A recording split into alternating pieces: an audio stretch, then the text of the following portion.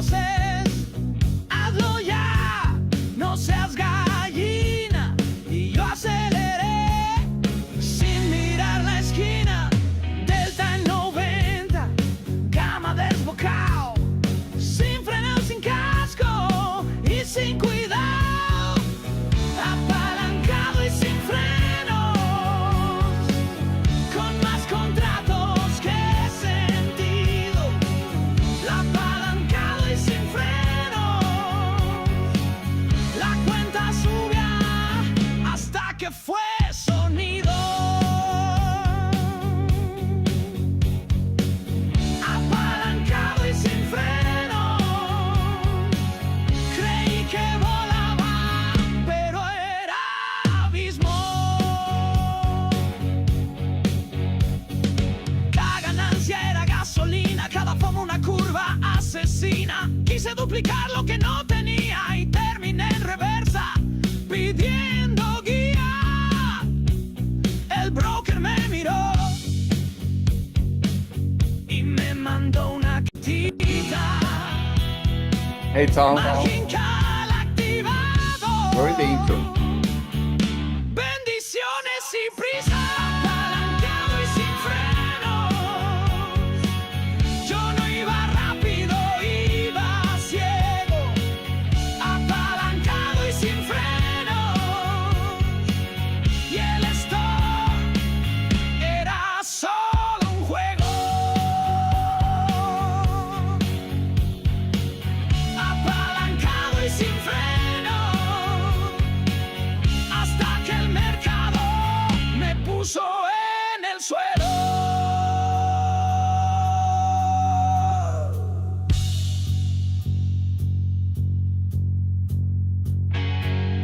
La víctima fue vista abriendo trades de alto riesgo, sin analizar nada. Su última frase fue: esto no puede bajar más. Bajó.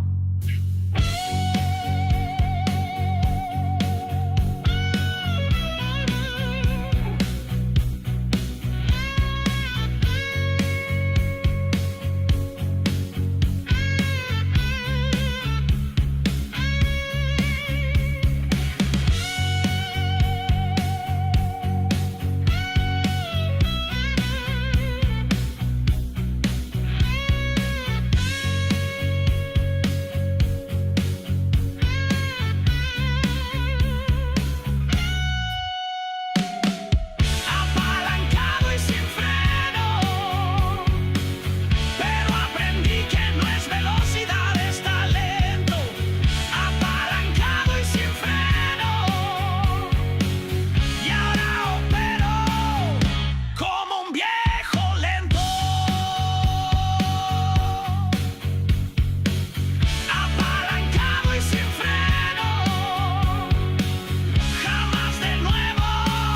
Ahora tengo el plan correcto.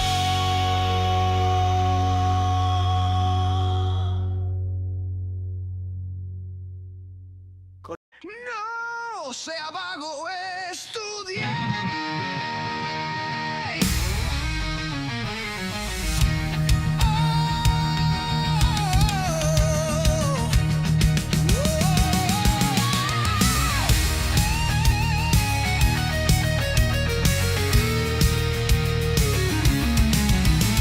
Entraste al mercado buscando emoción, sin plan, sin control, directo al fogón. Y cuando el precio se fue a la ñoña, te hiciste loco como si fuera broma. Pero aquí, mi hermano, no hay atajo divino. El único camino es libro, gráfico y destino. Y no sea vago, estudie. A libertad se gana en clase, no en un tweet.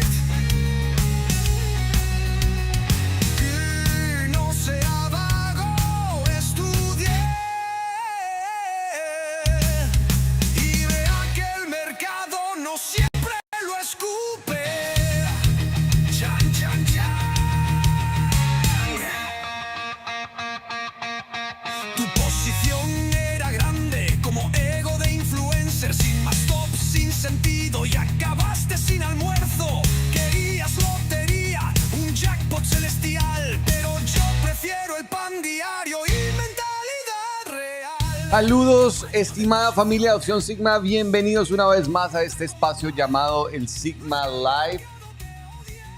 Tom, if you're listening to me, you can turn on your captions and see whatever I'm talking about right now in English. So we're going to have the captions turned for the audience so they will know what you're talking about.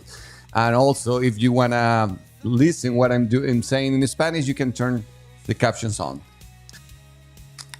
¿Cómo están, estimada familia de Opción Sigma? Bienvenidos nuevamente a este espacio llamado el Sigma Live. Y hoy con un invitado muy especial. Un invitado que ha sido una leyenda viva de Wall Street, digamos, y de Chicago Street. I have my interpreter right here, okay? So Okay. Got it. Here, come here, Sol. I have my interpreter right here. There All you right, go. let me put you in the screen. Hola. ¿Hablas My español? Colombian and my Ecuadorian interpreter. Okay. Interpreter. Hola, ¿cómo estás? Encantado de Bien, conocerte. ¿ustedes? ¿Todo bien? Todo muy bien. Oye, qué alegría. Encantada. Encantada. Pero ese acento es como de Gracias. español. ¿Perdón? ¿Ese acento es como español? De Ecuador. Ah, eres de Ecuador. Pensé que había Sí. un dejo por allí de ibérico. No. Bueno, un saludo muy especial a toda la audiencia de Opción Sigma. Bienvenido, Tom. Welcome, Tom. I don't know if you're seeing my captions there. I do not see hold on, let me get this right. I don't oh yes, now I do. Yes. Okay. Cool. Let me introduce you real quick because this is a great day for us. Así que, damas y caballeros, prepárense para ser testigos de algo excepcional. Hoy tenemos con nosotros a una verdadera leyenda viviente del trading. Alguien que no solo ha guerreado en la jungla de los mercados, sino que ha ayudado a cambiar sus reglas. Un creador incansable, un visionario que transformó cómo los inversionistas operan y cómo los inversionistas ven el riesgo. Es Tom Sosnoff. Desde sus días como operador en el Chicago Board of Options Exchange hasta fundar Thinkorswim y luego encabezar el proyecto audaz de Tasty Live y Tasty Trade, Tom no ha hecho otra cosa que subir la vara. Ha vendido compañías por cientos de millones, revolucionado plataformas de trading y educado a una generación entera de operadores y de traders. Pero más allá del éxito, lo que admiramos hoy es su convicción, creer que el individuo puede tomar el control de su destino financiero. Les presento a quien ha transformado a miles de traders en opciones, Tom Sosnoff. Welcome, Tom. Again, one more time in this space in Sigma Live. How are you doing today? Great. Happy to be here. Good. I'm super happy too. Let me put the captions real quick here. Okay, I think everyone is seeing the captions, so I think we should be okay. Just give me 1 second. Let me put this real quick. Okay, I think we're good. All right. So how is everything? People, please, por favor, tengan sus preguntas listas porque Tom es un libro abierto y nos dijo que va a responder cualquier cosa que se le preguntes. Ahora, Tom without his hat looking very serious. Is looking very serious without the beanie. How's it going, Tom? How is life now? So we got... Well, I'm trying to get used to life without the beret. That's my biggest challenge right now in my life. So I'm getting used to it. No, but everything's great. Love it. Good. How can we start here? We have ready a couple questions for you. So let's talk about your beginnings, and we can talk about what is happening lately. Sure. So if few traders in the world can say they have transformed the financial ecosystem from inside. Looking back, what moment in your career marked the transition from just being a trader, regular trader, to becoming a true market builder?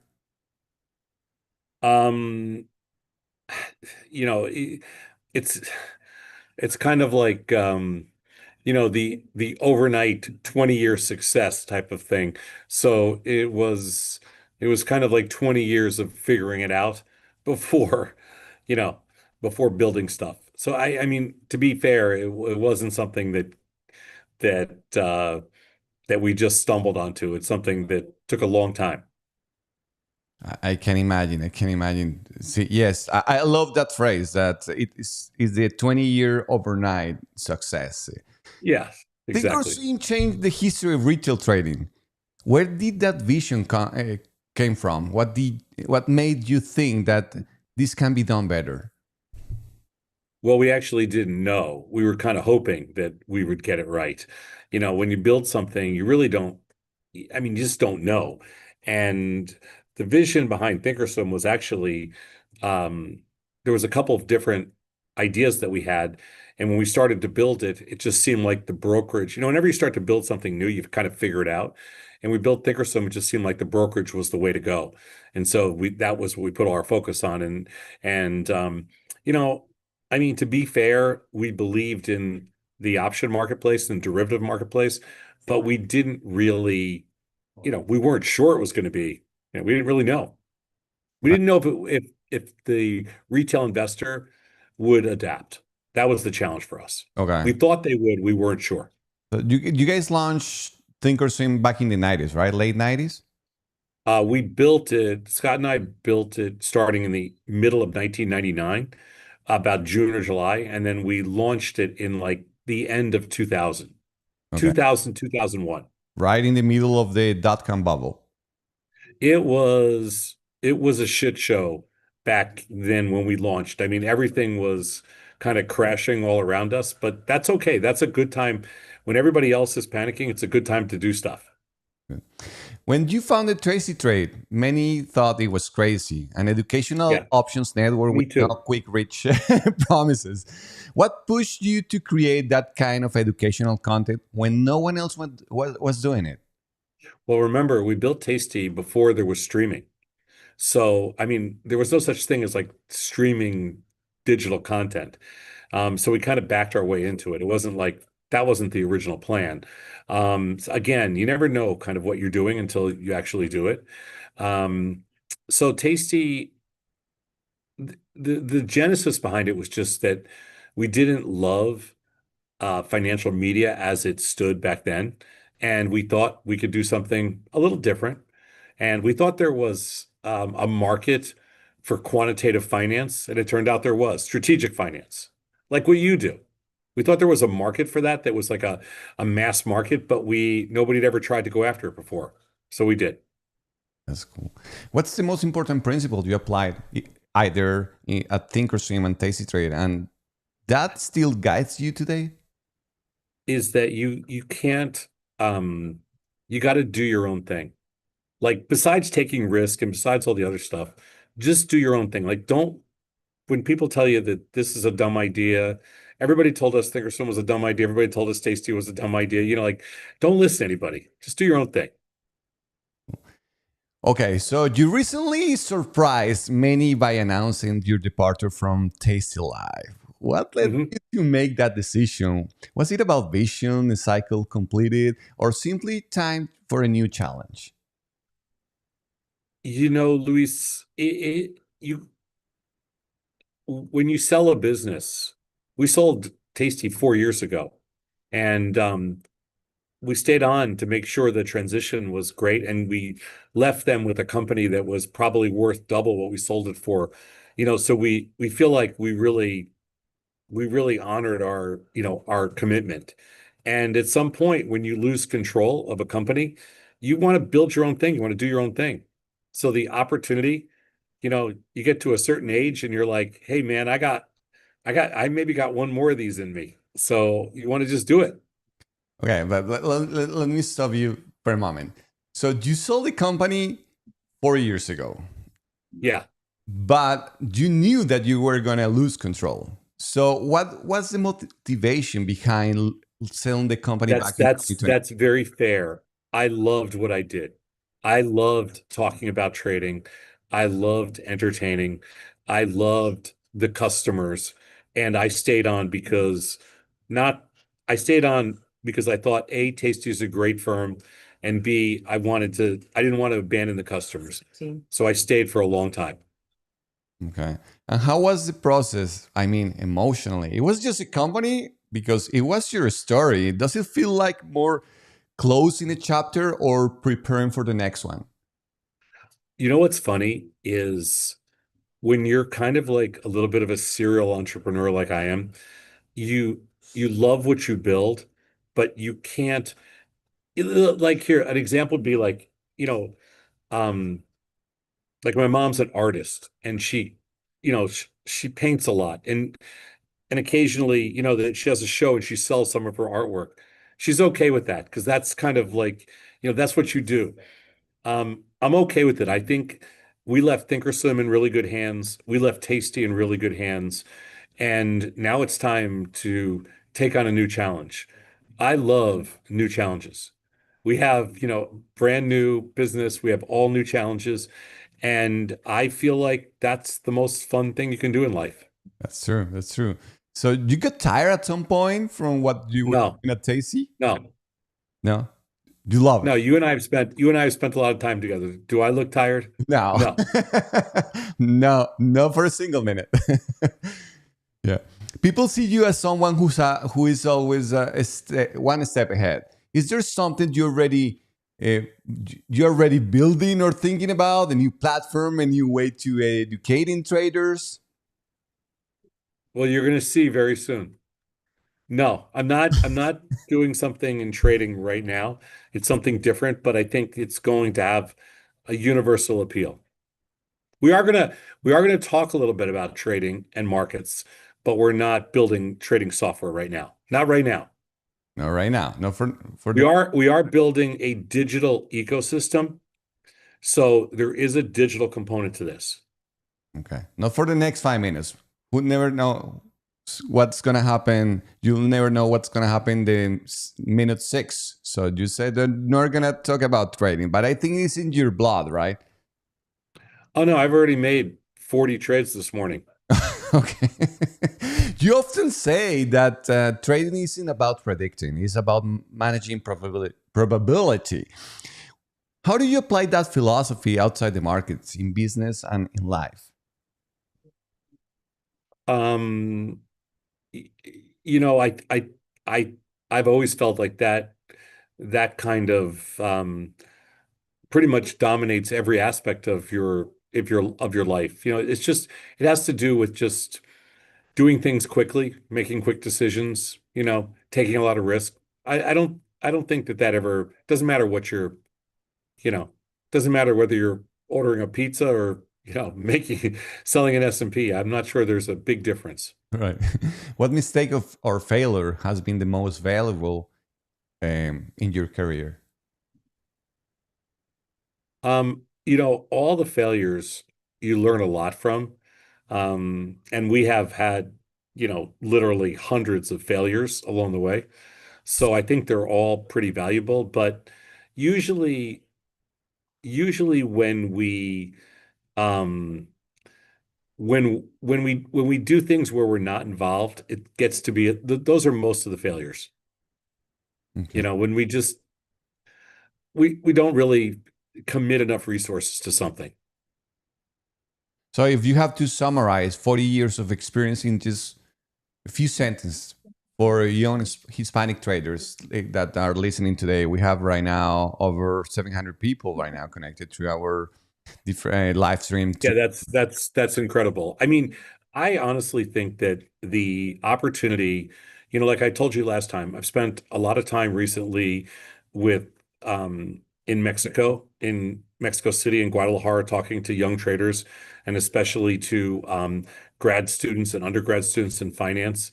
I think the opportunity in South America, Latin America, including Mexico, is just enormous. The programs are the business programs are geared much more towards the curriculums are much better than the curriculums at U.S. universities, because the U.S. universities and U.S. grad programs have really kind of old school curriculums.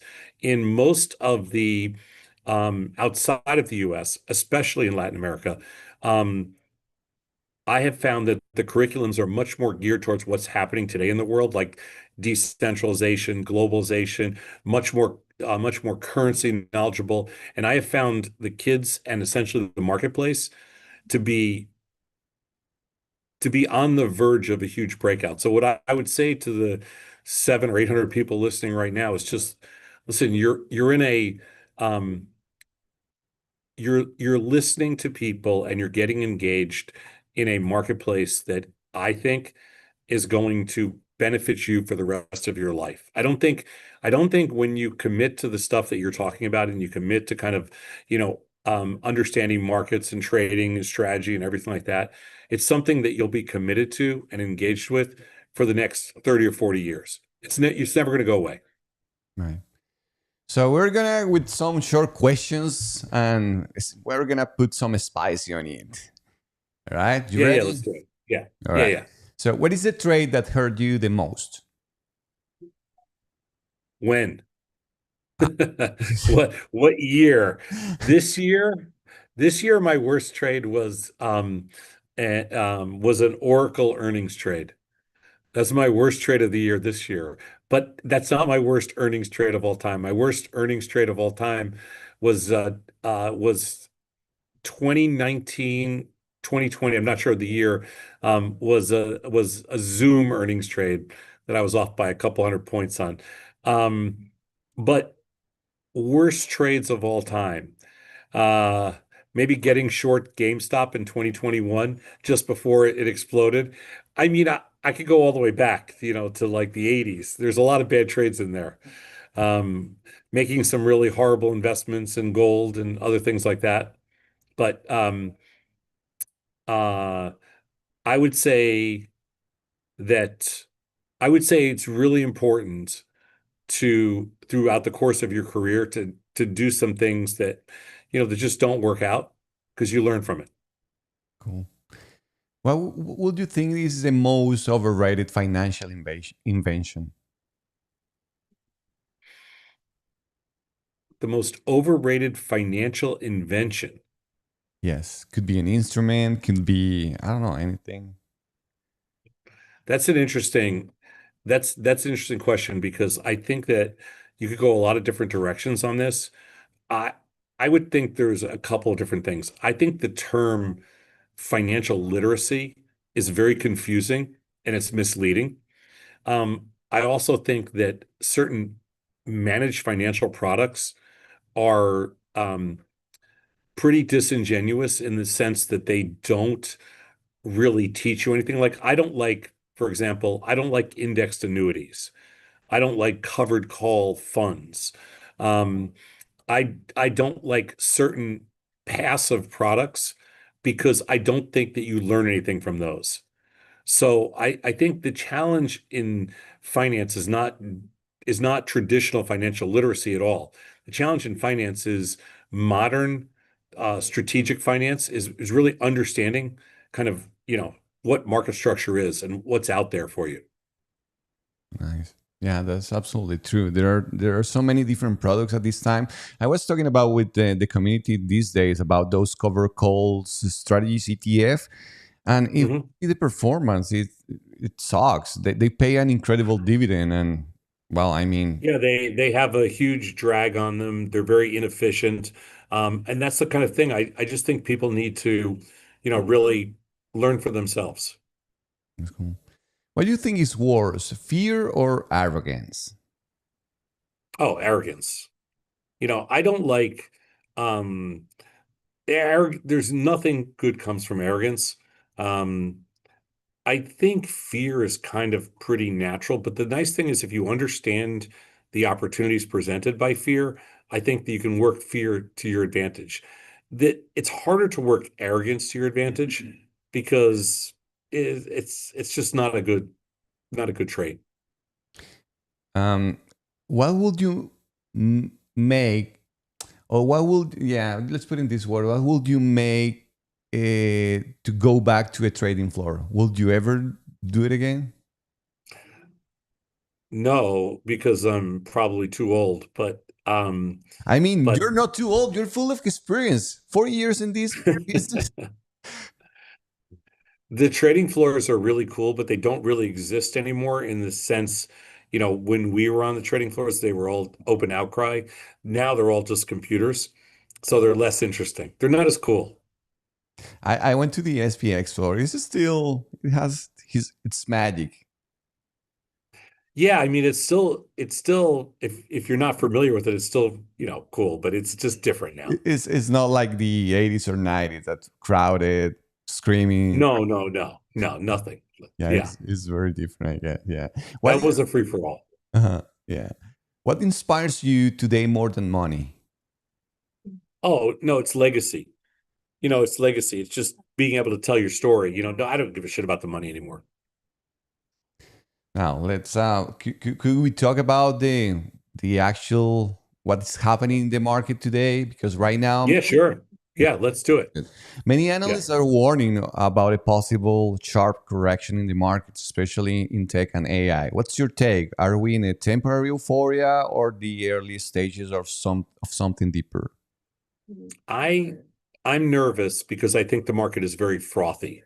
And I think the market has gotten to a point where you know, there is a reasonable amount of irrational exuberance right now. There is a reasonable amount of frothiness in the market that people, I think, should be nervous.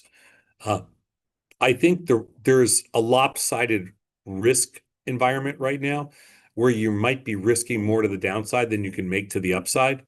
So that's what concerns me. And market concentration as well. In just few mega cap companies, the so-called Magnificent Seven keep rising concerns. How sustainable do you think that is? And what happens if those few start to stumble? I did the math the other day. So 7 companies represents probably more than 30 or 35% of the weight of the S&P 500. Well, I mean, I think that, on the way up, that's probably, a good thing for the institutions because they have most of their capital in there. On the way down, it's obviously, going to be a horrible thing and it's going to accelerate the down move. I think anytime you have a concentration of anything in any business, it's risky. You know, I mean, these are mega tech monopolies. These are they're basically, in a certain sense, they're too big to fail, but they're not too big to correct. That's And I think that's where the challenge, I mean, it's not like 2000.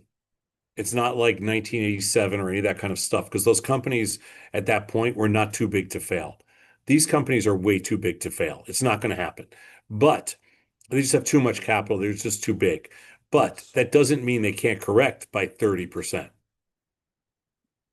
And the question for the audience, are you prepared for a correction? How your portfolio is prepared to face that type of correction? But the question is not about will it happen, it's about when it's going to happen, right? Well, obviously, nobody knows when. Right. I mean, if we knew when, that would make things awfully easy. You'd be the best in the world if you could, Right. if you could figure out when. I think that you prepare yourself by being diversified strategy-wise. That's why you can't be like a one-trick pony. And you prepare yourself by keeping your size in check, by not being, totally correlated into one sector, one group of stocks. And that's the best you can do. You know, that's it. I mean, there is no such thing as you can have some short deltas, you can do some other things, but there's not that much you can do. Like I'm carrying short deltas. That's my protection. Okay, let's talk about Papa Powell. With the interest rate, well, still relatively high and inflation is stubborn in many areas. How do you see central banks, especially the Fed, playing their cards over the next 6 to 12 months? Well, I don't really think the Fed has, I don't really give central bankers a lot of credit, and I don't really give the Fed much credit for the moves that they have to make. As long as bond prices stay in the range that they're in right now, the long bonds trading about 118, and the notes are trading up like just 113, 114 in that range. As long as the 5, 10, and 30-year debt paper stays where it is, the central bankers don't have to do anything. They can probably lower rates one more time if we stay right here, one more time in 2025. And I think that, the bond market will tell you what they can do. And I think right now the bond market it's kind of dead. And I think they're just going to stay right here. Right. And what about the geopolitical tensions, tariffs, and supply chain disruptions remain key risk? What do you I mean, there's a lot of disruptions in the U.S. right now. There's the government shut down, whatever that means. I mean, Trump's tariff policy is idiotic. As a trade policy, it's not only is it not effective, it's actually, counterproductive.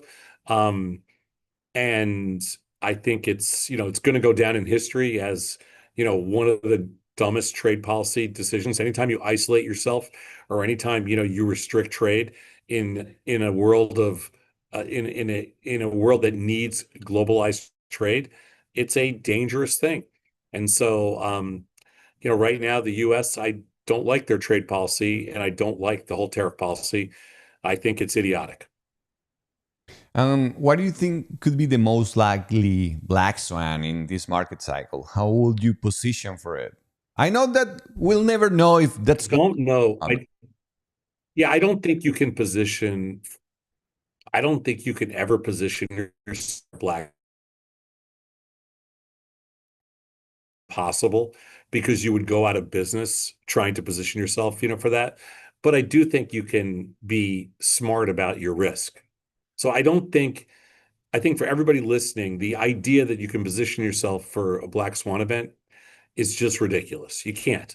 But that doesn't mean you can't be strategically either aggressive or you can't be smart about what you have on. And when it comes to sectors and investment styles, growth versus value, large versus small caps, or US Sure. versus international, what rotations look most promising to you heading into, well, late 2025 and in Yeah. 2026? I mean, the NASDAQ looks the most overbought to me, and the small caps look the cheapest on a relative basis, and the S&Ps and the NASDAQ look the richest. So, I mean, if I had to choose, I think you buy Russell, sell NASDAQ, but that hasn't worked up till now. Okay. And from the structural standpoint, what worries you the most right now? Private debt, hidden leverage, or maybe liquidity risk? Um, you know, that's very fair because private debt does not really concern me, and liquidity risk. I don't think we have any reason to be concerned at this point about liquidity risk or private debt because I don't see interest rates moving that much that private debt comes into play. What concerns me is there's a lot of things. I have some political concerns. Um, I have a few currency concerns. But what probably concerns me the most is just a lack of understanding. Um, I'm worried that there's a lot of money out there, a lot of money chasing unreasonable returns. And I think that expectations, if they're not met, is the biggest concern we have out there. This is the most amount of capital we've ever seen, chasing stock market, bond market, alternative investments and everything else, crypto and everything else. And I think that there is a legit risk that, some of these either alternative investments or some of these, concentrated investments may come back to do a little damage. Yeah, that's true. And outside US in emerging markets, Asia or Europe, where do you see the best opportunities and where would you avoid exposure right now? Well, the problem is I would actually rather invest in if I had the real choice in Mexico, South America, because I think the opportunity is greater there, Latin America, than I do think it is in Asia. I think Asia's already rich. Japan's at a new high. China's been rallying all year. I think Asia's a hard market to crack for US customers. The easiest marketplace to get into is Europe. Um, I don't think Europe has the same potential, but I think it's got more potential than the US. Problem in Europe is it's hard for them to raise capital. It's just not a good place to raise capital. And that's going to be the challenge Europe has. Yeah. Let's say if the market enters a correction or consolidation phase. I know you don't Yeah. believe in technicals or you don't pay too much attention to technical. Right. But what flow signals or what would you look to tell whether this is an opportunity to buy or maybe it's a trap?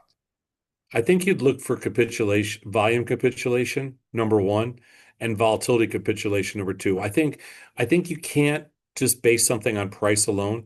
So I would look for volume capitulation and volatility capitulation. If you see vol get up, plus, let's say 40, 45 in S&P volatility, anywhere up in that area, you're getting it to the point where you're getting, volatility capitulation.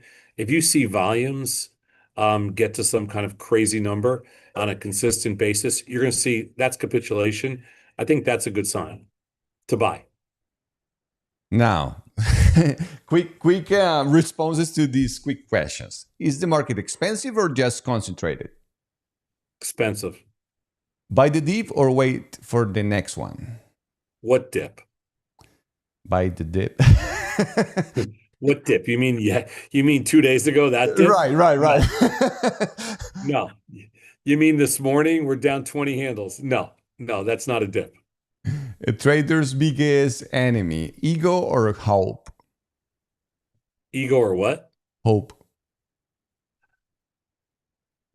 Esperanza.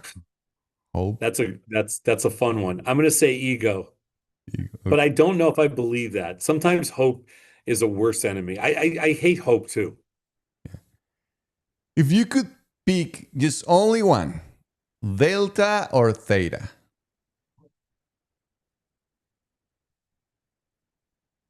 If you could pick only one, I go theta. All right. That's what I thought. Would you rather sell volatility or buy fear? Oh, I'm a vol seller. Yeah. Now, if the Fed is managing the game well or is just kicking the can down the road, what they're doing, what the hell they're doing. Well, you know what? The Fed's job, this is not, I think most people don't understand the Fed's role. The Fed's role is they're essentially the same as buying catastrophic insurance. So the Fed's role is to provide, is to be there in case of a catastrophic event. When you really need the Fed, it's when things get super ugly and you need the Fed to pump a lot of liquidity into the system. Other than that, the marketplace tells the Fed exactly what they need to do. So I don't think the Fed is very dangerous. In other words, they can't do anything that the marketplace doesn't really allow them to do. So I'm going to say the Fed's not that dangerous. I think the Fed plays an important role because they do provide catastrophic insurance. Right. What is the most overrated asset of 2025? Bitcoin. And the most underrated one? Let me go back for a second. The most overrated, Bitcoin and gold. And gold, right? Yeah. And gold. The most underrated. That's interesting.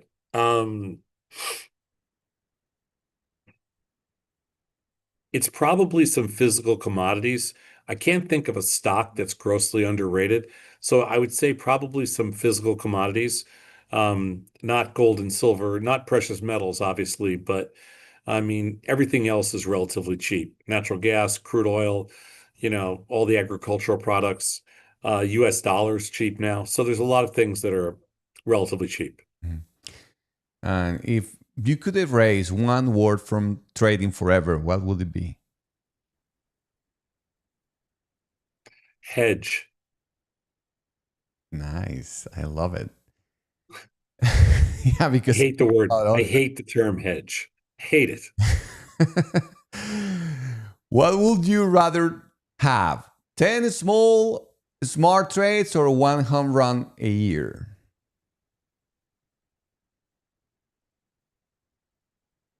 10 small smart trades or one home run a year. Well, I mean, I would hate waiting around for one home run a year. So I'll take the 10 small trades. And does luck exist in trading or is it all timing and probability? No, there's definitely some luck. You know, you need a little bit of you need a little bit of luck in everything you do. Yeah. And what is the best piece of advice you ever gave? And the worst one you ever heard?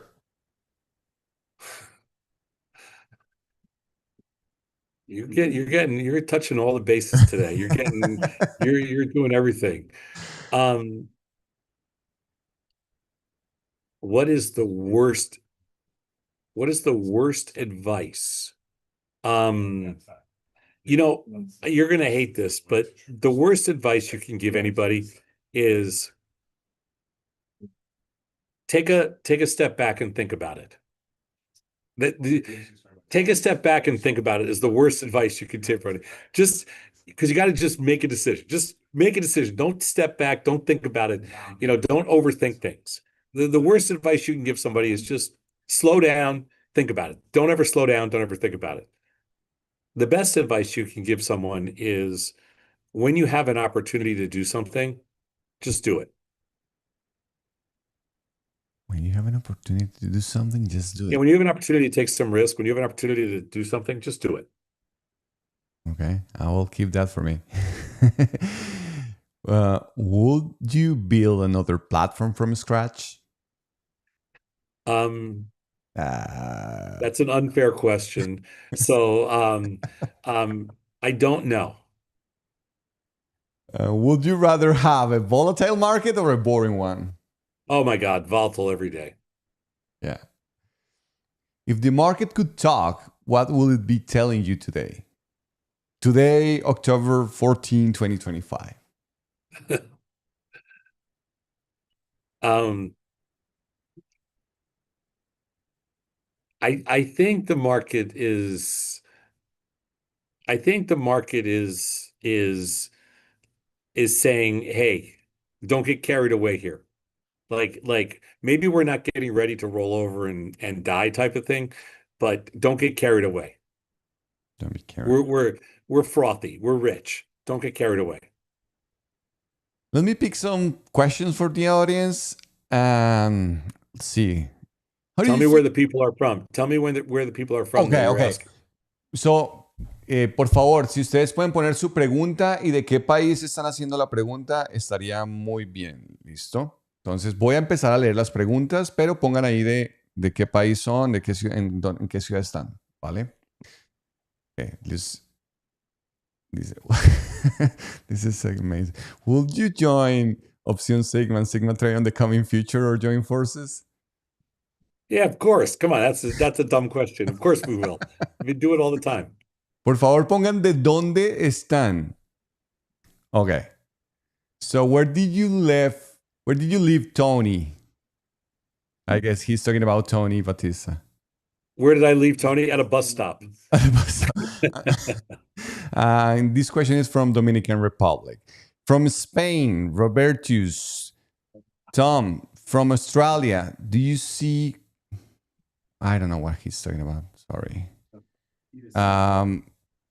Tom, don't go until the PDT is gone. From Orlando, Florida. Hey. Scott did everything you can do to get rid of PDT. It's going to be gone. It's going to be gone. Okay. So when Hopefully do next you think month. is going to happen? Hopefully before the end of the year. I'm hoping late November, early December. Okay. From Ecuador, we have here another question. We have from all over the world, actually.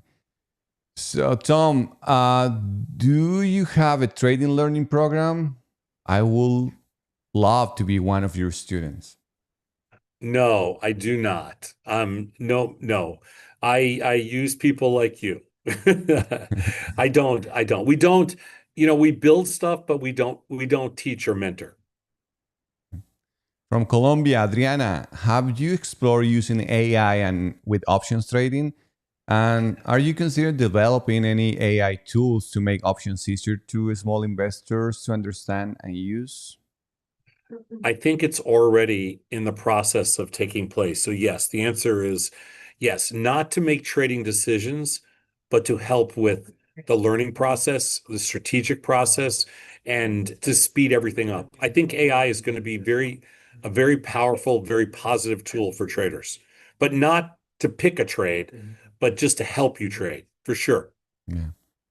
From Argentina, hi Tom, I'm 30 years old. How much capital do I need to become a millionaire by retirement using only cash secure puts and cover calls? Well, that's a tough question. I mean, that's a very loaded question, but you if you're consistent and you stay with it, I think you can do it, $50,000 to $100,000 should be plenty.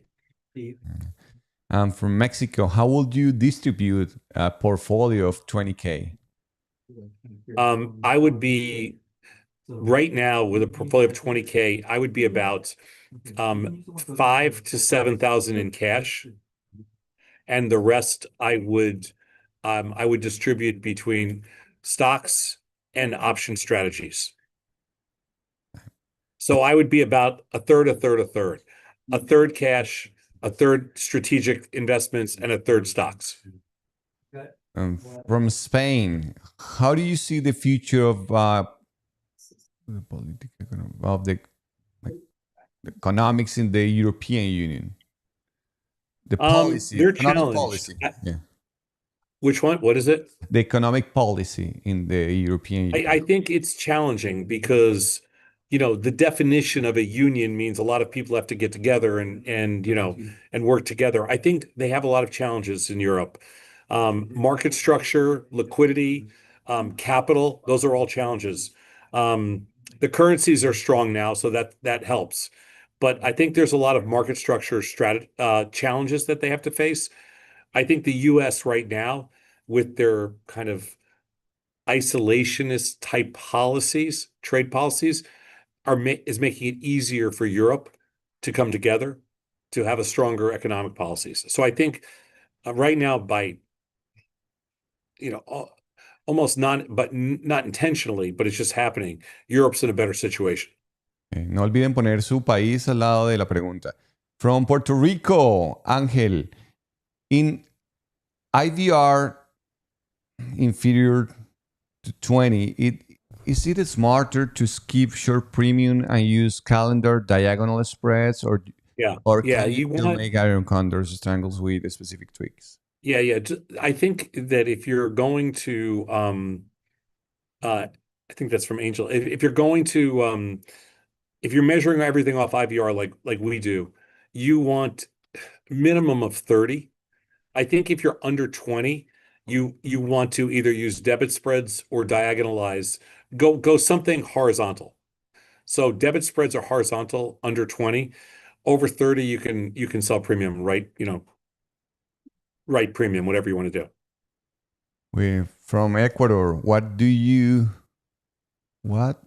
do with cover calls with NVIDIA that I'm losing because the price went up? I guess she's stocking at some strike, I guess. Well, actually, she's not losing. That's just a common, that's common when you do a covered call on the stock and the stock goes higher. That we call that a high class problem. She's not actually losing. Yeah. I mean, today NVIDIA is down, but it's down it's down $5.50 today. But NVIDIA's been on an unbelievable tear, so she's probably long stock, short calls, and the short calls are in the money. So you're not technically losing. Okay, you actually made the max you can make on the trade. One of the things you can do is close out the covered call and sell naked puts again, instead. It's the same thing risk-wise, but it puts you in a better position, it uses less capital. Yeah. I know exactly what happened with this person is when NVIDIA went down, I guess she moved the strike, and I guess she's positioned under the break-even price. That's why her... Yeah, I understand that. So a lot of times when the stock goes down, you have to be aggressive and roll the calls down. But you obviously still want the stock to come back up. It probably moved up faster than she wanted it to. But right now with NVIDIA down today, you probably have a lot of different options you can, different things you can do. I would be, I would stick with the position. From Mexico, how do you see the stock market in 2026? It depends how it closes 2025. If it's up here, I'd be a little bit nervous in 2026. If it sells off a little before the end of the year, then I think it might be okay. I mean, I think the stock market is getting towards the end of its, double-digit returns every single year, but we'll see. I want to clarify, we don't provide any financial advice, but this is just an open question. Pick one Yeah. stock that would you be buying right now?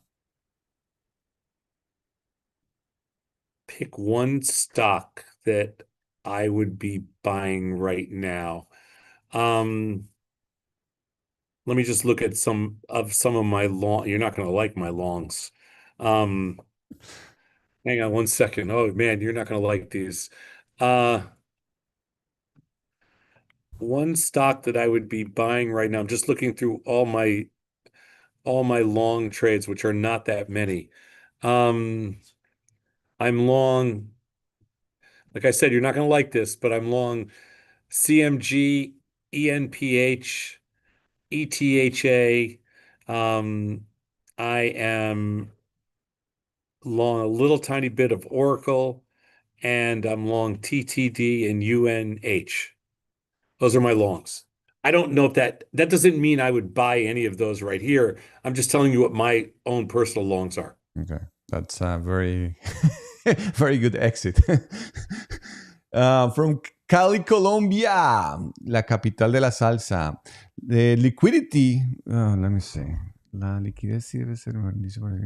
So liquidity will be the best signal to keep going. Yeah, liquidity is your key. You never want to do anything that's not very liquid. Just stay away from the illiquid stuff. Make sure that you have volatility on your side and liquidity on your side. Okay, we have a question from Dominican Republic. So Rosanna wants to know if she can. I guess the question is, can I borrow money from the stocks I had in Tasty? She doesn't refer to Mark. I guess she's talking about Yes, she can. taking a loan against Yeah, you can borrow up to half. Okay. So if you put yes, she can borrow. Okay. This is from Peru. If you are new to the stock market, what would you say? Where to start? Well, that's always the toughest question when you're new to the stock market. But the way you start is with, I would, buy a few shares of some of the companies that you like and try a few option strategies, like, maybe a vertical spread, short or long, either direction, and just test things with a small amount of money. Just do tiny little trades, like one contract, less than 100 shares of stock, and test the waters. You have to start by trying something. Okay. From Honduras, what tools do you use, like on a daily basis, to trade? Candles, moving average, or order flow? Well, I don't use a lot of technical tools at all, but I do use all the quantitative tools that we built into the Tasty Trade platform. So I use basically all the quantitative tools that we have, mostly, wrapped around volatility, expected move, probability of profit, all those. From Cuba, what do you think about the PDT rule? How do you think that brokers are going to handle it in order to, I don't know, so many people are penalized right now. I think brokers are going to pop champagne bottles and get rid of it in 12 seconds. I mean, they're literally going to turn it off. It's not even going to, it's going to be like it never happened. I love these questions. With all the success you have had, how do you keep your feet on ground? You just keep working. Just keep working. Okay. Just keep working. Yeah. Okay. So is any of these platform tasties available to El Salvador? Ooh, that's a tough one. Scott, is Tasty available in El Salvador? Are you with Scott right now? I am. Say hello please. Say hello. I'm checking right now because El Salvador is, I think it's on the list of restricted countries, but I'm checking. We're checking. Let me check. Okay. Venezuela, hello to the Big Tom. Well, to me. How do you see the AI in the traditional trading, retail trading in the near future? I see it being very beneficial on multiple ways from Venezuela. I think that it's going to help. It's going to speed up the education process. It's going to speed up the search process dramatically. Um, I think it's going to help with risk monitoring. I think it's going to help with like looking at the two types of risk. I think it's going to help with position risk, and I think it's also going to help to give some ideas of like outlier risk, statistically. So I think AI is going to have a very positive impact on the world of trading. I think it's going to make it even more efficient than it is today. I just don't think it's going to be able to tell you um, what you can, what you should trade. I don't think that will ever be the case, but I do think it will help you with strategies and stuff like that. And according to Scott, the El Salvador person should just write to support@tastytrade.com, and they'll let you know. I think you can request it, but we're not 100% sure. Okay, thank you. Yeah, all right, this is a tough one. If you have had lost all your money in the stock market, will you keep investing, and how would you do it? Well, if you've lost your money, that puts you in a very tough position. You should never put yourself in a position where you can lose all your money. You can put yourself you can take risk and you can lose. That's totally normal. It's normal to take risk. It's normal to lose, but you don't ever want to put yourself in a position where you lose everything. If you do, you have to, work your way back slowly. It's a challenge. There's plenty of people that have done it, lost everything and come back from it, but it is very much a challenge. We prefer lose something, but not everything, right? Yeah. From Albania, you see, what importance Albania. yeah, you see, there are Latinos everywhere. What importance do you give to statistics, and if you use backtesting models to build your strategies? We do use a lot of back testing. Tasty was built on kind of a whole data set that we built over a 15-year period. And there's a lot of back testing that goes into that just for optimization. So we're big on math, quantitative statistics, and optimization. But that's the kind of the foundation of Tasty Trade. So it's a big part of what we do. The statistical approach to finance is kind of at the very core of Tasty.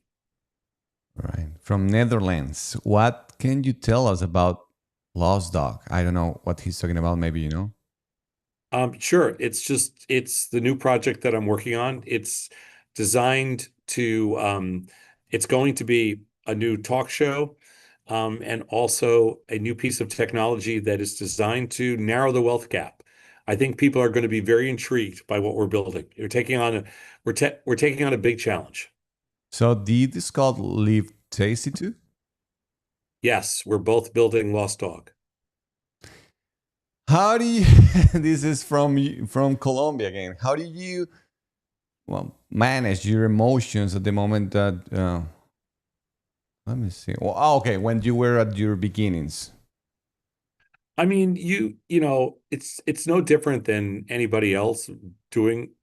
You kind of just get caught up in the moment. Like, when you do something and you build something, you don't really think about it other than, you're focused on what you're doing, right?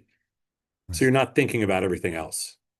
You're not managing emotions because you're managing all the challenges. From Las Vegas, Nevada. Hello, Tom. I'm from Venezuela. My name is Gladys. My question is, what will be the best advice for navigating this market with the current president of the United States?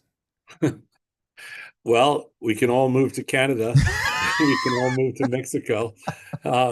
We can all move to Colombia. I mean, that may be the best choice. With the current president as unpredictable and as unhinged as he is, I think you have to just, you have to focus on kind of whatever, you have to focus on different strategies, and just in the back of your mind, you have to realize that there's some risks out there that there's certain geopolitical risks that you might not have in other environments, but the reality of it is the marketplace is much bigger than, than Trump. So do we still have time for a couple more questions? Let me see what time it is. It's 12. Oh, it's 11. I actually have an 11 o'clock. I only set aside an hour. I have an 11 o'clock meeting that I have to be on, but I would love to sit here and do this for 5 hours. If you Right. just gave me next time, Luis, you just need to book me for more time. All right. I I want to answer. How many people do you have on now? 800 or something? Like 100, yeah. 800. That's amazing. And they're all over the world. And these are my favorite, these are my favorite kind of discussions, just to help people everywhere. And so, it's incredible. Let's do this, but next time set aside 2 hours. All right, let's do it. Let's do it. So today we had the privilege of speaking with the living legend of trading, a man who didn't just build platforms, he built mindsets like mine. I really, really have to thank you for that, Tom. Tom Sosnoff didn't come here to predict the markets. He came here to remind us that trading isn't about guessing, it's about managing probability. In a world where everyone is chasing shortcuts, he keeps defending the most powerful idea of all, that knowledge and disciplined action are the real financial freedom. From Chicago, from the trading floor, from Thinkorswim, from Tasty, thank you, Tom, for inspiring, Here, for challenging. Luis, I'll leave you with one thought that one of our guys here said. And think about this. Next time we'll talk about it. Which would you rather have? Your laptop or a bar of gold? Okay, that's, well, I will know the answer for sure. Because knowledge is king. But we'll pick that up next time, my friend. All right, thank you. All right, take care, everybody. Thanks so much. Thank you, thank you. Peace. Yeah. Yeah. See you, Luis. Sí, take care. Ahí lo tienen al gran Tom Sosnoff. Oiga, me hubiese gustado, separamos una hora, así que como él lo dijo, me hubiese gustado que esto hubiese sido por más tiempo, pero pues ahí lo tienen ustedes, al gran Tom, y espero que se hayan divertido tanto como yo. Siempre es un placer hablar con él, escuchar su visión del negocio, escuchar su visión del trading, escuchar realmente cómo se opera, y no solo a nivel de una cuenta de trading, sino cómo se opera emocionalmente. Así que no me queda más sino pues agradecerles su asistencia, los análisis del mercado, porque podemos invitarlo a que nos analice realmente lo que está sucediendo, pero creo que nos dio unos muy buenos insights de cómo deberíamos nosotros abordar nuestras cuentas, abordar nuestras emociones, abordar, por supuesto, todas aquellas impulsos y todos aquellos detalles que componen este maravilloso mundo, pero que no deja de ser un mundo rudo, un mundo en donde estamos expuestos a tanta información y a la vez a tanta desinformación. Así que bueno, pues me encantó tenerlo y enterarnos aquí de los chismes de la propia boca de él para que después no, no se presenten por allá otras desinformaciones en un mundo cargado de acceso a tantos medios digitales. Así que bueno, pues nos vemos entonces el próximo jueves en otro Sigma Live. Hoy empezamos nuestro curso de 0DT, que empieza el día de hoy. Empezamos 0 días para la expiración. Esto no es, esto tampoco es, esto sí es, este sí es. A ver, entonces miremos, a ver, aquí les presento el curso 0DT que empieza el día de hoy, en donde vamos a estar haciendo 0DT. 0 días para la expiración, intradía, scalping, empieza hoy a las 6, será solamente una sesión teórica, las demás serán solo sesiones prácticas en diferentes horarios del mercado, en la apertura, al mediodía y al cierre del mercado, para que ustedes puedan escoger el que más les convenga de acuerdo a su trabajo. Entonces vamos a hacer una sesión práctica en cada uno de estos horarios para que ustedes puedan decidirse por cuál se sienten más cómodo, cuál se siente mejor, cuáles nos arrojan mejores probabilidades de éxito. Hoy a las 6 p.m. nos vemos, y si quieren darse de alta en el Sigma Club, pues no dejen de visitar www.opcionsigma.com para que se den de alta en el Sigma Club. Pues fue un placer haber compartido con ustedes el día de hoy. No dejen de suscribirse, No dejen de activar la campanita de las notificaciones y seguiremos trayendo aquí a Tom, que ahora me dice, tengo más tiempito, podemos compartir más tiempo. Él me está ayudando con algunas cositas de Sigma Trade. ¿Quiere que les muestre los últimos chismecitos de Sigma Trade? Ven y se los voy a mostrar aquí rápidamente para que ustedes lo vean. Otra vez la embarré. Vamos a ponerlos acá. Si ustedes ahorita van a la cadena de opciones, fíjense. Ups, aquí hicimos una actualización. Vamos a ver, vamos a ir a la cadena de opciones. Y fíjense que les pusimos una herramienta que yo sé que ustedes van a disfrutar un montón y se trata, creo que me la quitaron porque tenemos que arreglar una cosita, pero les pusimos la primera desviación, segunda desviación y tercera desviación estándar, ya la van a ver aquí en la cadena de opciones, así que también van a ver la probabilidad de profit y pues van a tener disponibles esas herramientas a partir del día de mañana. Ya está en la versión UAT. Déjenme, les abro la versión UAT que ahí ya debe estar disponible para que ustedes la vean y ustedes puedan sacar ahí sus conclusiones. Parte, digamos, de una de las cositas aquí, los aportes también que nos hizo el maestro Tom fue esto. Él nos está dando ahí una manito con ciertas cosas de la plataforma. Su experiencia es invaluable, así que, pues bueno, creo que todavía no lo han actualizado, pero bueno, se los quedo debiendo para la próxima, para que el jueves veamos cómo funcionan las herramientas, para que ustedes vean. Vamos a incorporar, por ejemplo, el IB Rank, vamos a incorporar, ya incorporamos el Probability of Profit, incorporamos las desviaciones estándar para que ustedes tomen decisiones más y más informadas todos los días. Bueno, se nos agota el tiempo. Les mando un fuerte abrazo. Recuerden que todas las personas que se registraron en noviembre pasado tienen acceso a nuestra educación, a nuestro curso que empieza el día de hoy, a nuestra formación que empieza el día de hoy. Y si no te has registrado, pues visita www.opcionsigma.com. Sí, todavía se pueden inscribir. Nos vemos entonces en la próxima. Cuídense mucho. No sean vagos, estudien. Gracias por su asistencia. Chao, chao.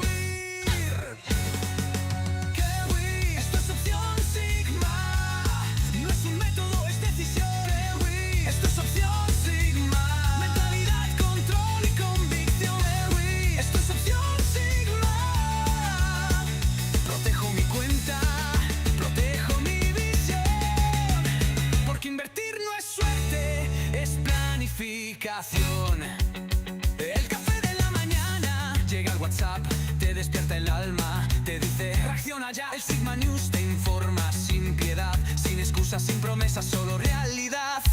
El círculo te conecta, aprendes a ejecutar, compartes preguntas y empiezas a ganar. Aquí no hay gurús, hay comunidad, y si te caes te ayudamos a levantar.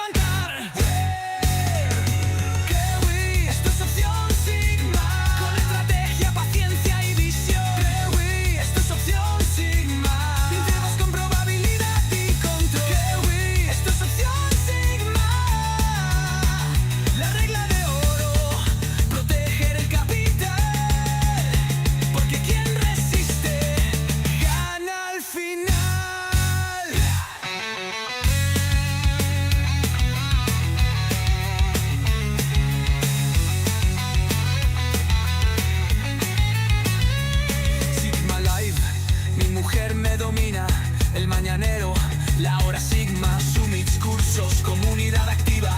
Esto no es solo trading, es otra forma de ver la vida. Esto es opción Sigma. No vendemos humo, te damos verdad. Esto es opción Sigma. Con visión de inversionista de verdad. Esto es opción Sigma. Si buscas emociones, ve a otro lugar. Pero si buscas resultados, aquí vas a estar.